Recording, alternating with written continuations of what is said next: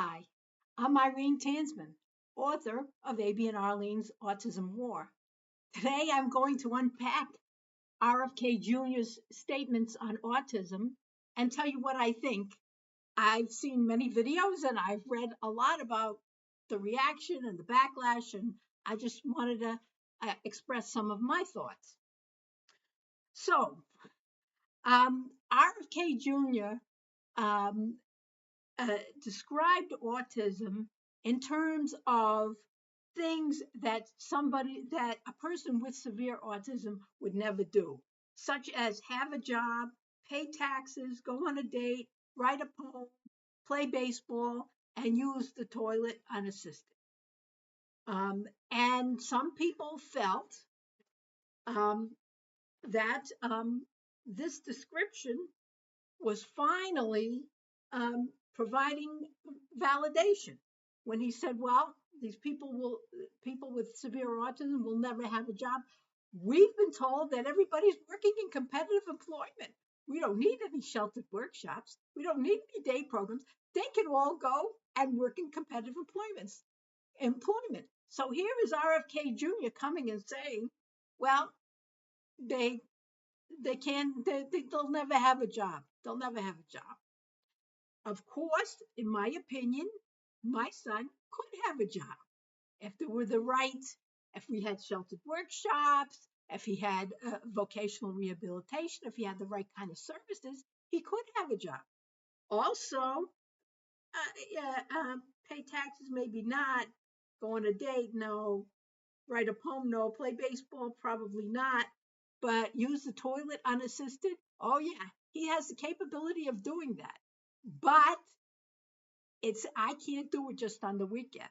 I would have to have um, everybody on board with it. I'd have to have the Department of Developmental Services on board and the corporate provider on board. That's going to be pretty much impossible. So yeah, if we had the right intervention, maybe they could do some of those things. But he's not telling us that, well, maybe with intervention you could, but he's actually making a judgment and saying that these people are uneducable, which is that, in my opinion, is a very dangerous idea. So that's RFK, what he said. Some people feel validated by it. I felt partially validated by it, but there's problems with the way he expressed it. He expressed it as, well, they will never do this no matter what we do. So he is setting the stage for not providing the correct services. Okay, so the next thing that he said, okay, so that the other side is saying, oh, this is terrible. Your your your um your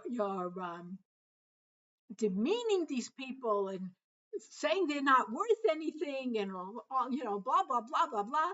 And I'm married and I have autism and I have blah blah blah and I'm doing this and I'm doing that, blah blah blah blah blah blah blah blah blah. Cancel severe autism. Cancel severe autism. Cancel severe autism. You don't exist. But they're saying actually the same thing as RFK Jr., which is we don't believe in giving you services. You know, you don't have any problems. There's no problem. Autism is rainbows and happiness, so no services. So RFK's viewpoint, well, no services because these people are never going to do any of these things, no matter what you do. On the other side, the opposite side is, well, these people don't really exist, so you don't need any services. So basically, both sides are in the same camp, in my opinion. All right, so what is he trying to say? He's trying to say that we don't have the money to take care of these people, especially if if the population grows. That's what RFK is trying to tell everybody. We don't have the money or we don't have the will to spend the money on this. So it's a crisis. Okay, so that's what he's saying, and he's saying he wants to do everything to stop this population from growing. Of course, I'm not sure that he really knows what exactly to do, but that's what that's what he's saying. And originally he said he's going to solve it by September, but now he's saying, well, we'll set the table for beginning this process in September. All right. So, and of course, he doesn't say anything about providing relief in the form of services or supports to those already affected.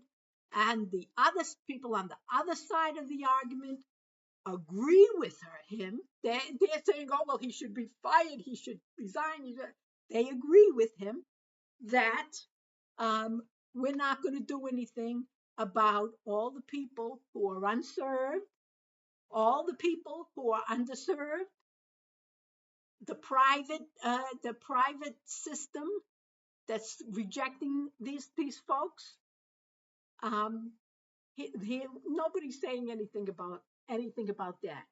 Now, what can we do about it? What can we do about it?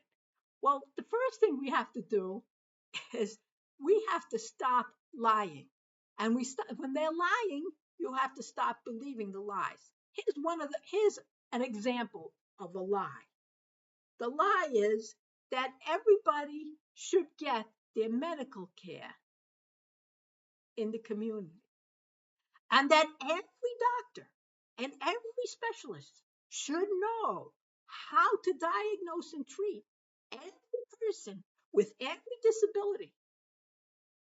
Don't you think that that's going to be prohibitively expensive? I have more to say about things like that. We need to look at what is common sense. And we've been told that certain things are cheaper, and it defies common sense. We're going to need to look at doing this in a way that serves everybody, because if we don't, this is going to end up being such a big problem as people are going to start. Well, they are already. They're showing up at hospitals. We have over 550,000 people with intellectual disabilities in jail.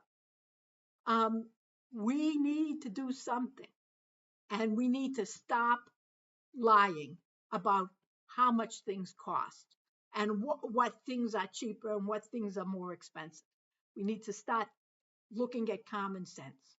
So that's my take on it. I hope this video has been helpful and I've given you some information, and I'll see you on the next one.